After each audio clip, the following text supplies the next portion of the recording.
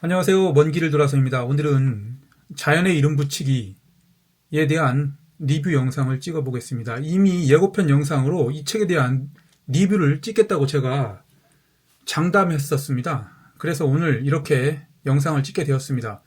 그런데 왜 자연의 이름 붙이기와 동시에 물고기는 존재하지 않는다를 두 권을 영상의 화면에 비춰 주었냐 하면 그것은 이유가 있습니다. 두 권은 상호 연결되어 있기 때문입니다.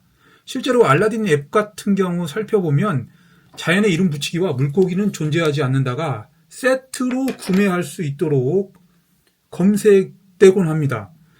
그 이유는 이 물고기는 존재하지 않는다의 모태가 된 책이 바로 자연의 이름 붙이기이기 때문입니다.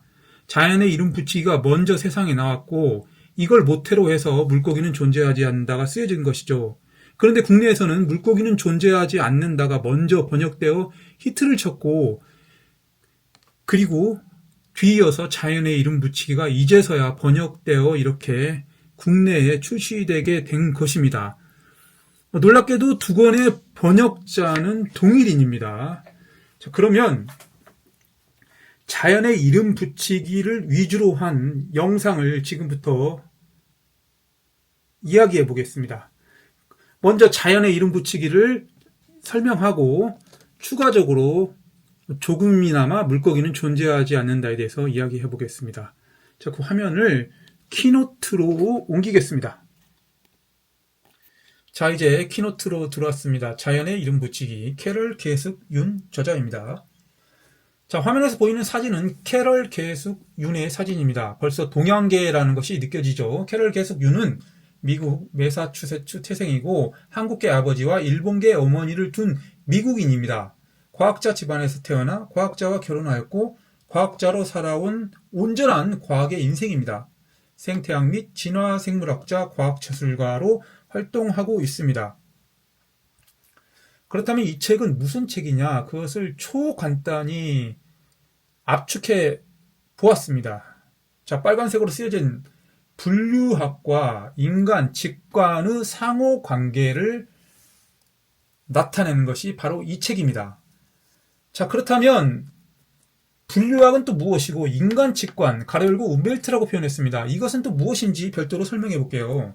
분류학은 위키백과에서 제가 따온 것인데 지구상에 살고 있는 생물의 계통과 종속을 특정 기준에 따라 나누어 정리하는 생물학의 한 분야라고 합니다. 언제나 이렇게 정의는 오히려 우리 두뇌를 더 복잡하게 할 수 있습니다. 따라서 그냥 쉽게 생물을 분류하는 학문이다. 뭐 이렇게 인식하고 있는 게 더 편하지 않을까요? 그것도 크게 틀린 말은 아니니까요. 자, 분류학은 이러한데 그렇다면 인간, 직관, 움벨트는 무엇이냐? 움벨트는 독일 말이라고 합니다. 움벨트는 한 생명이 감각으로 인지한 주변 세계라고 정의하고 있습니다. 좀 더 쉽게 표현해 본다면 자기 중심적 세계, 또 다른 말로 표현해 본다면 주관적 인식, 현실 세계. 자, 이 세 개의 문장을 어렴풋이 떠올린다면 무슨 의미인지 어느 정도 감이 오실 것입니다. 그렇다면 움벨트가 무엇인지 더 이해를 돕기 위해 그림으로 한번 표현해 봤어요. 자, 이렇게 사람 두 명이 있고 우리 집 강아지 구름이가 있습니다. 자, 움벨트는 주관적 인식 세계라고 했습니다. 즉, 한 사람이 있으면 자기 주변 공간을 인식하는데 이렇게 그만의 독자적인 영역을 가지고 있습니다. 이 사람도 그렇고 이 사람도 그렇고 강아지, 구름이도 독자적인 인식 영역을 가지고 있습니다. 그런데 이 부분은 주관적 영역이고 일부는 다른 사람과 공통된 인식 영역도 가지고 있고 때로는 동물과 공통된 인식 영역을 가지고 있습니다. 바로 이것이 움벨트입니다. 자, 그림을 보시다시피 움벨트는 따라서 주관적 인식, 주관적 직관이 더 강하게 작용하는 단어라는 것을 느낄 수 있습니다. 자, 그렇다면 이 책은 분류학에 대한 책이라고 했습니다. 그렇다면 왜 인간은 분류하는가에 대해서 책을 읽고 떠오르는 생각이 있는데 그것을 정리해 봤습니다. 자, 개인은 본능적으로 주변 환경이 어떠한 상태인지 인식하게 됩니다. 인식 대상 중 일부는 경험적으로 터득한 것도 있고 일부는 그냥 감각적으로 알아차린 것도 있습니다. 이 중 무엇이 유해한 존재인지 무엇이 유익한 존재인지 느끼게 됩니다. 즉 생존을 위해 분류한다는 것입니다. 즉 분류는 인간에게 뗄래야 뗄 수 없는 필수적인 조건이라는 것이죠. 바로 이 책은 이런 분류에 대해서 이야기하고 있습니다.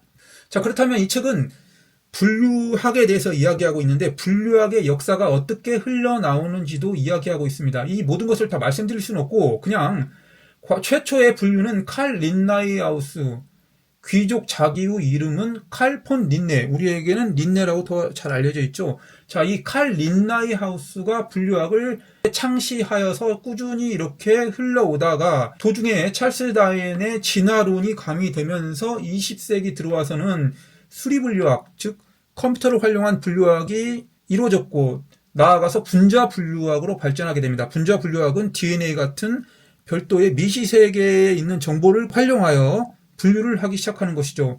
그러다가 문제의 새로운 분류학이 나타나는데 그것은 바로 빌리 헤이니가 최초로 주장한 분기학이라는 것입니다.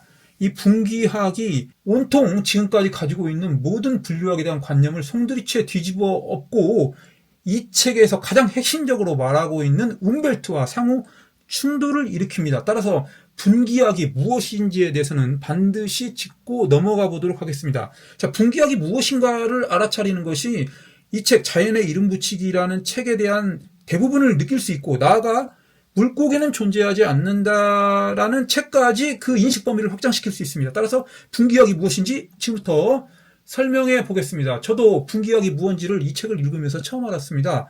그런데 처음에는 어려울 것 같았는데 책을 읽으면서 어렴풋이 그 본질을 조금씩 알아갔는데 너무나도 놀라운 사실들이 펼쳐졌습니다. 자, 그렇다면 분기학이 무엇인지 지금부터 살펴보겠습니다.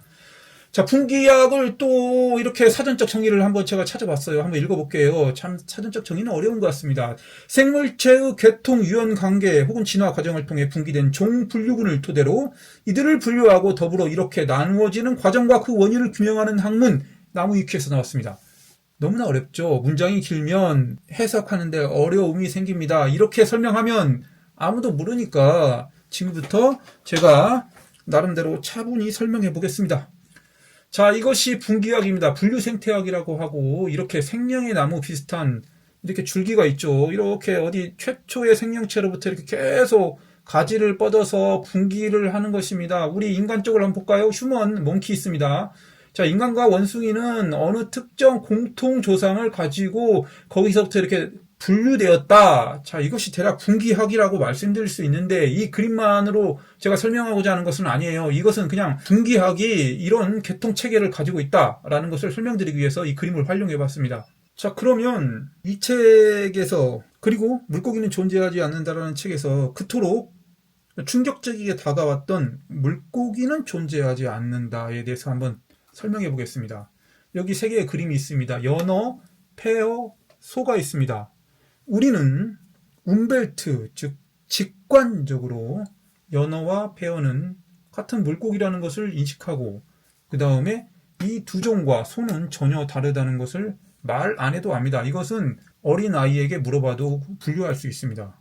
그런데 놀랍게도 분기학은 페어와 소가 더 가깝고 연어와 페어는 다른 종이라고 합니다. 이것은 정말 충격적인 사실인데 분기학에 따르면 진화라는 요소까지 가미시켜서 여러 학문을 총동원해서 살펴본 결과 폐와 소는 공통된 요소가 있다는 것이죠. 즉 폐와 비슷한 호흡작용을 하고 여러 가지 기관도 유사하게 가지고 있다고 합니다. 외향이 틀려서 서로 다른 걸로 인식될 뿐이지 사실은 비슷한 사촌지간이고 오히려 폐와 연어는 더 먼 지간이라고 하는 것이죠. 자, 그래도 이해가 가지 않으니 자, 본문, 즉 자연의 이름 붙이기 본문에 있는 부분을 제가 캡처를 했습니다. 자, 이 두 그림을 보시게 되면 왜 물고기는 존재하지 않는다가 논리적으로 맞는지 이해할 수 있습니다. 자, 한번 제가 요령껏 제 능력껏 한번 설명해 볼게요. 336페이지 일부를 캡처한 것인데 자, 이렇게 생명체 하나가 있습니다. 이렇게 동그랗죠. 여기에 진화를 해가지고 눈과 귀가 생겼습니다. 그런데 이 생명체가 두 개로 분파가 되었어요. 하나는 다리를 가졌어요. 다리를 가지도록 진화했고 하나는 이 꼬리와 그 다음에 뭐 더듬이 비슷한 걸 가지도록 진화를 했습니다. 자, 이 다리를 가진 것은 다시 뭐 팔 비슷한 거, 그 다음에 그냥 코만 더 추가된 채로 이렇게 진화를 했습니다. 반면에 이 꼬리를 가진 생명체는 정수리 부분에 무언가가 났고 그 다음에 색깔이 좀 달라졌습니다. 그런데 누가 봐도 얘 둘이 더 가깝고 얘와 얘는 더 먼 종이라는 것을 우리는 직관적으로 느낄 수 있습니다. 즉 움벨트에 의해 느낄 수 있습니다. 자, 이 그림은 큰 문제가 없어요. 그렇습니다. 이게 문제라면 오늘날 분기학이 그런 문제를 일으키지는 않았을 것입니다. 그러나 오른쪽 그림을 한번 볼게요. 자, 역시 마찬가지로 이렇게 동그랗고 눈과 귀 비슷한 게 있는 생명체가 이렇게 두 개로 분파되었습니다. 하나는 다리가 생기고 그냥 그대로 똑같이 계속 종의 형태를 유지했습니다.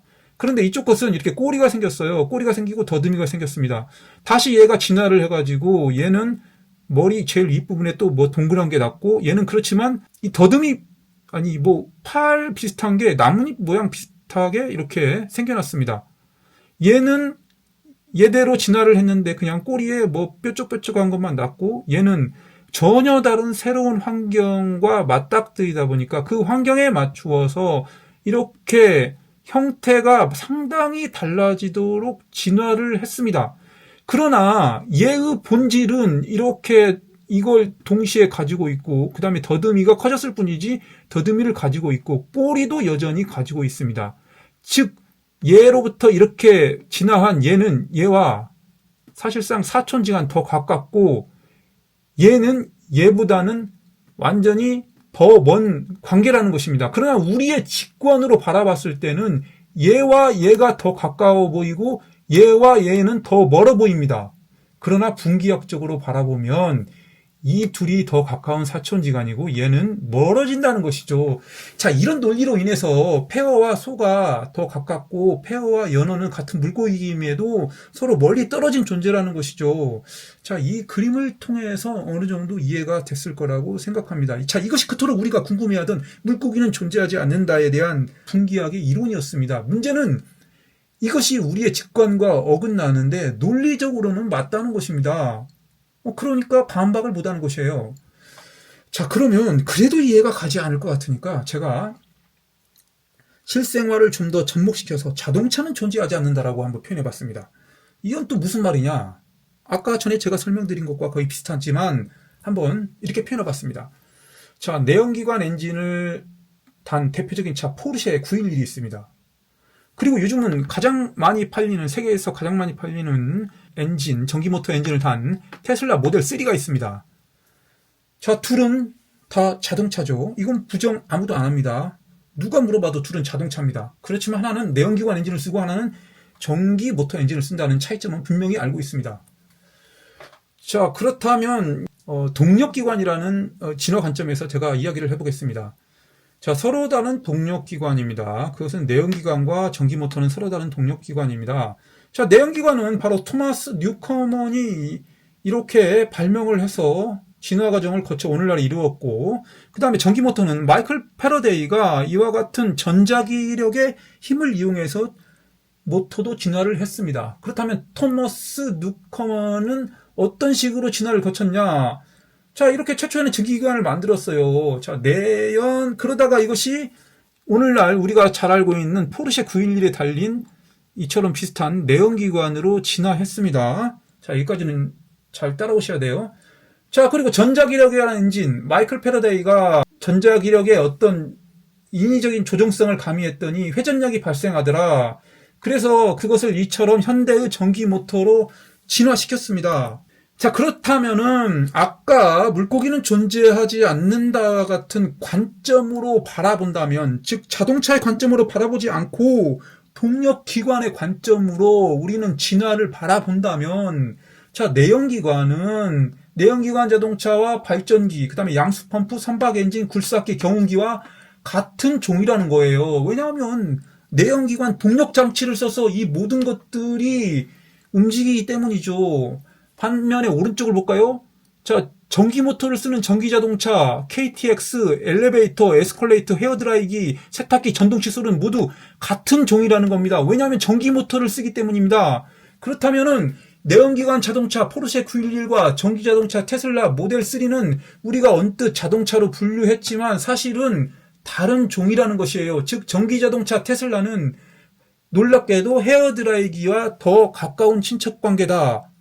이런 관계가 성립되고 이것이 바로 분기학이다.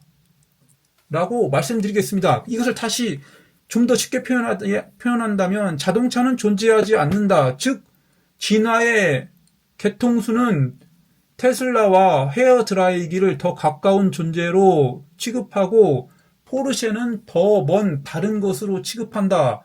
따라서 자동차는 존재하지 않는다. 분류 개통상 자동차는 존재하지 않는다. 물고기는 존재하지 않는다. 이것이 분기학이다. 분기학은 움벨트와 충돌한다. 그렇습니다. 분기학은 움벨트, 우리가 가진 직관과 충돌한다는 것이죠. 우리는 포르쉐와 테슬라를 같은 자동차로 보지만 분기학상 전혀 다른 종이고 우리는 연어와 페어를 같은 물고기로 보지 않는다. 이런 것이 이 책에서 말하고자 하는 바입니다. 자, 여기까지 제가 이야기했습니다. 좀 긴 시간이었는데 이것을 앞부분에 배치한 이유는 이것이 이 책의 핵심 내용입니다. 그렇기 때문에 긴 시간을 시청하지 않은 분들을 위해서 앞쪽에 배치했습니다.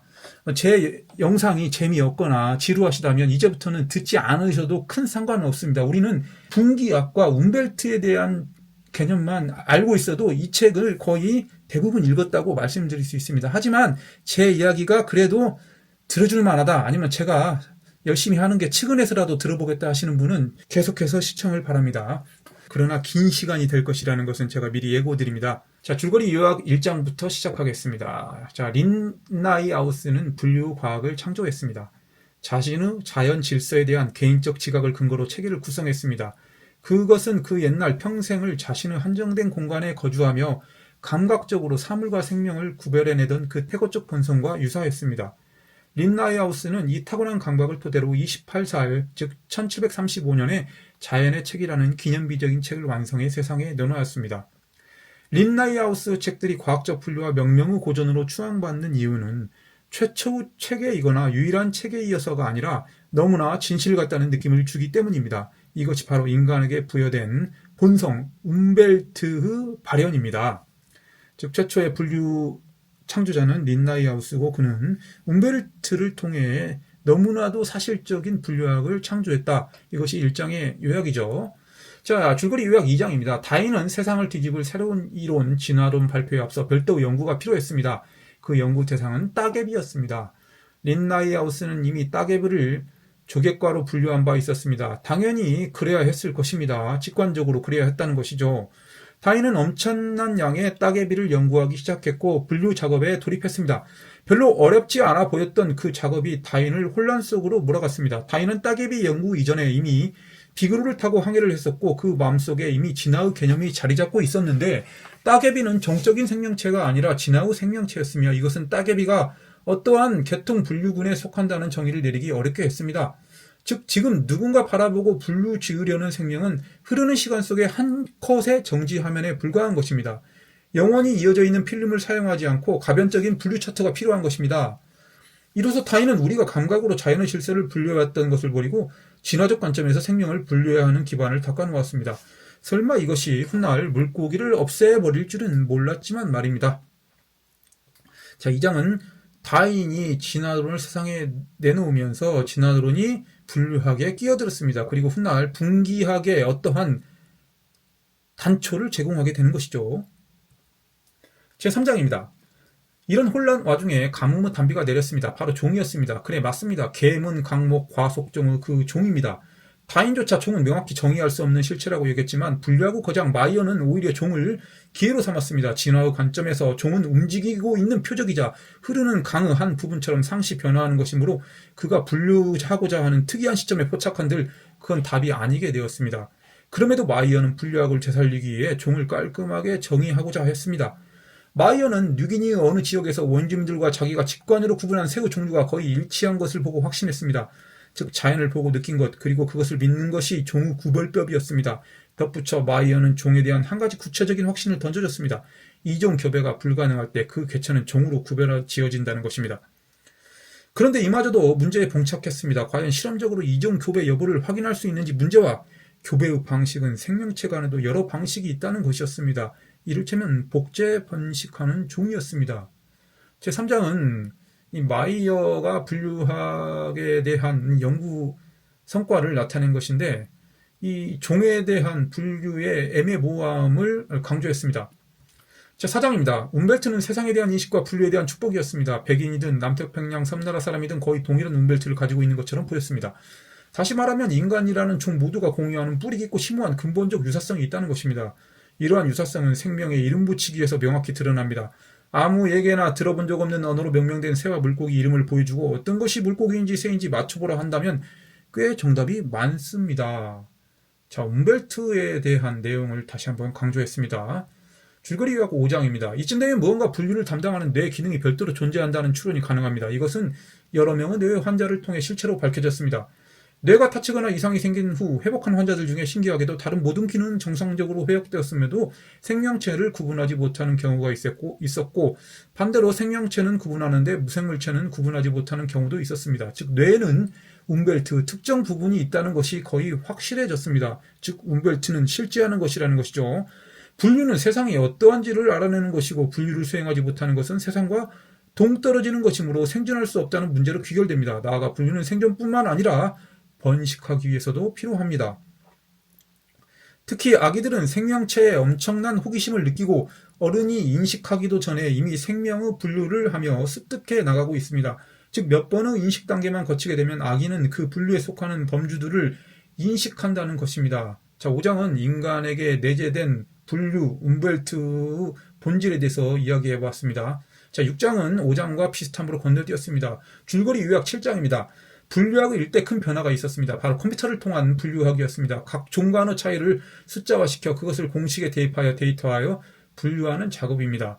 이 같은 분류 방정식을 수리 분류학이라고 합니다. 수리 분류학은 기존의 분류학과 충돌을 일으켰습니다. 오직 인간의 움벨트만이 가진 고유의 능력을 등한시한 채 기계의 처리에 모든 것을 매맡기는 어리석은 방식이라고 기존 분류학자가 비난했습니다.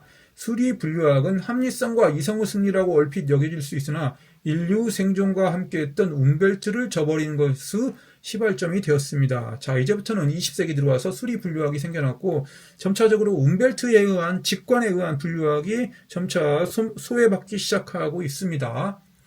8장입니다. 수리 분류학은 숫자와 통계를 다루는 일을 행했음에도 인간의 움벨트에 의한 분류 체계를 먼저 구상한 후 나머지 최종 작업을 기계에 의지했습니다. 즉 아직 인간의 완전한 움벨트가 사라진 것은 아니었습니다. 그런데 분자 생물학자가 등장했습니다. 그들은 움벨트를 전혀 고려치 않았습니다.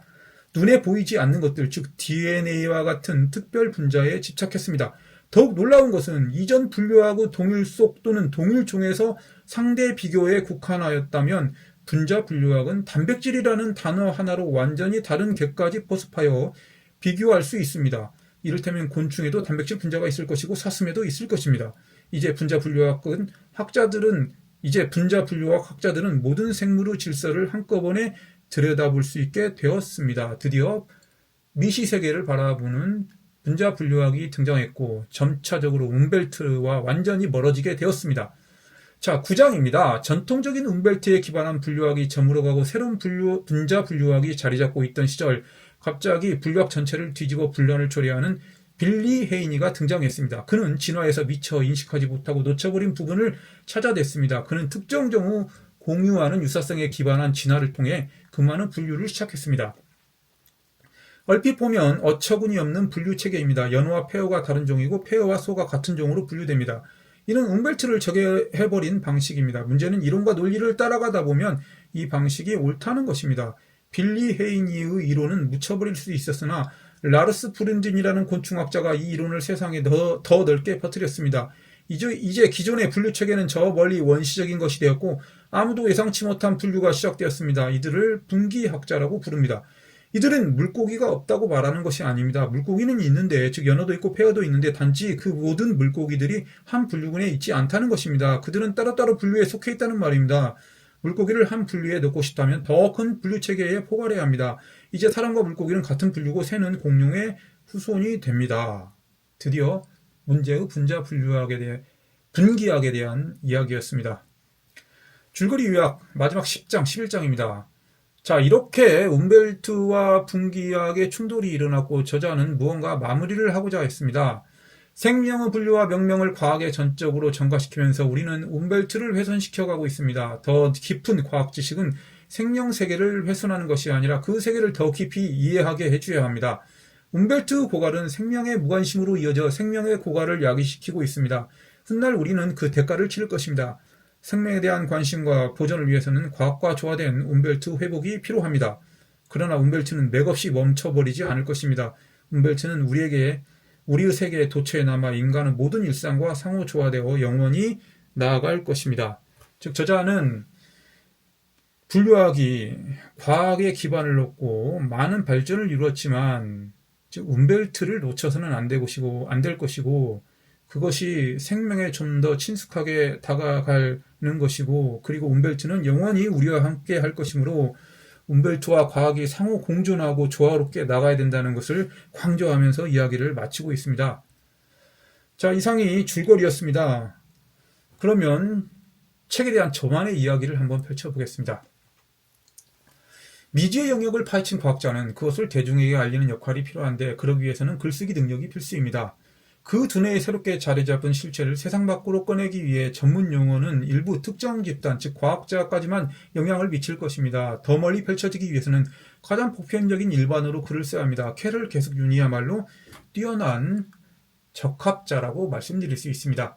글로 설명이 힘든 부분은 철학적 사유 영역입니다. 그 사유, 근원적 의미를 세부적으로 되돌리게 되면 과학적 사유로 되돌아가고 그것을 다시 확장하면 철학적 사유로 빨려 들어갑니다.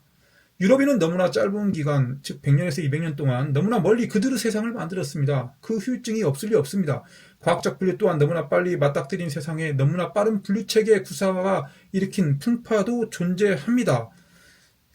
이를테면 우생학 같은 풍파도 존재하죠. 한 인간의 주변 세계는 유익한 것이든 유해한 것이든 소멸하고 탄생하고 변화가 계속됩니다. 아주 태고적 시간에 우리는 최초 유익한 대상을 목격하거나 대면한 뒤 그와 비슷한 것을 계속해서 유익한 대상으로 여겨야 하고 우리가 최초로 유해한 대상을 목격하거나 대면한 뒤 그와 비슷한 것을 계속해서 유해한 대상으로 여겨야 합니다.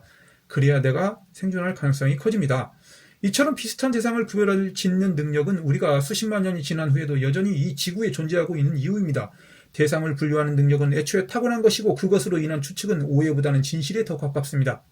다만 이 분류법의 대상을 인간만으로 국한시켰을 때는 달라집니다. 우리의 분류책의 본성은 인간을 비슷한 분류로 묶어 평가하면서 오해와 선입견이라는 또 다른 문제를 야기했습니다. 우생학이 대표적인 것이라고 말씀드릴 수 있겠죠.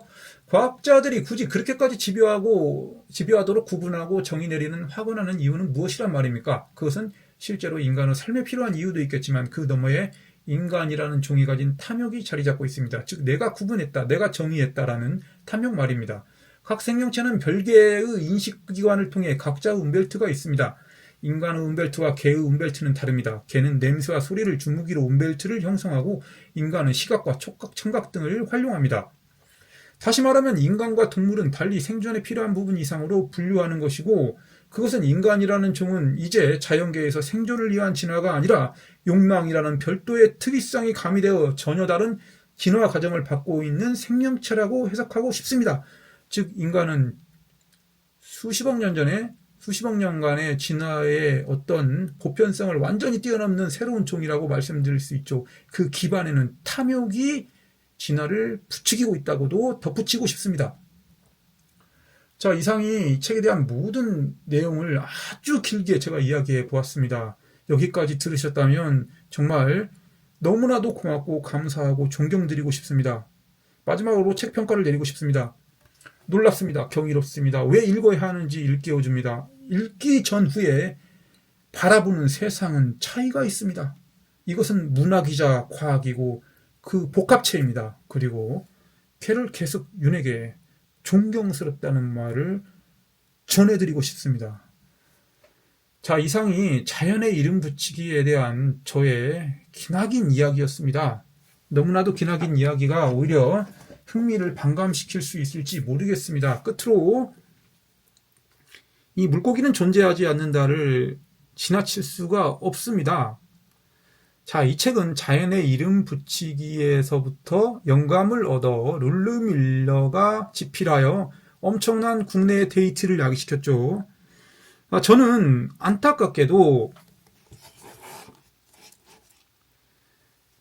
자연의 이름 붙이기를 먼저 읽었고 물고기는 존재하지 않는다를 나중에 읽었습니다. 이것은 저의 크나큰 실수였습니다.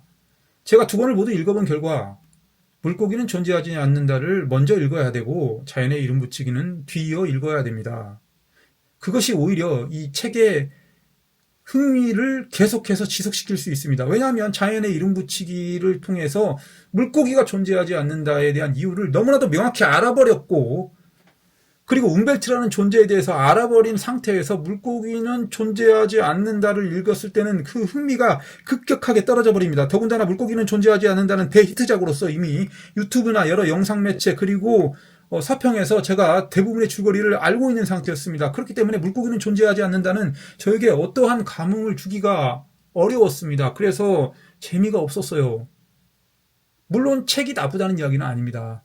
그리고 한 가지 더, 물고기는 존재하지 않는다 해서 제가 실망이 아니라 말로 표현하기 힘든 어떠한 면이 있는데, 그것은 무엇이었냐면 물고기에 존재하지 않는다는 사실에 관한 이야기였습니다. 그것은 바로 과학적 사실, 역사적 사실, 그리고 개인적 사실, 이 세 가지 사실을 융합시켜서 만들어 놓은 책이었어요.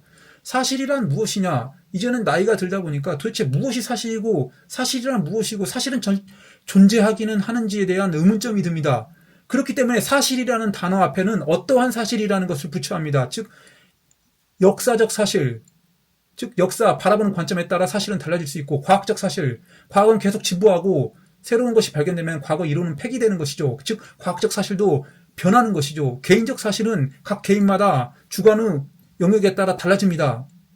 자, 룰루 밀러는 이 변할 수 있는, 즉 역사적 사실, 과학적 사실, 개인적 사실을 한꺼번에 융합시켜서 이 책에 표현하다 보니까 저로서는 이 책이 어떠한 명확한 주제가 제게 와닿는 것이 아니라 모호한 책으로 느껴졌습니다. 그것이 제가 이 책을 더 그렇게 감흥을 느끼지 않는 하나의 이유가 되었었습니다. 어쨌거나 자, 자연의 이름 붙이기든 물고기는 존재하지 않는다든 모두 좋은 책입니다. 자, 이 두 권의 책은 잠시나마 제 독서 이력에 아주 중요한 역할을 했고, 세상을 바라보는 관점을 좀 더 새롭게 인식하게 되었습니다. 너무나도 좋은 시간이었습니다. 여러분들께도 적극 권장해 드리고 싶습니다. 특히 자연의 이름 붙이기는 그냥 조건 없이 읽어라 하는 말을 전달하고 싶습니다. 자, 이상이었습니다. 감사합니다. 먼 길을 돌아서였습니다.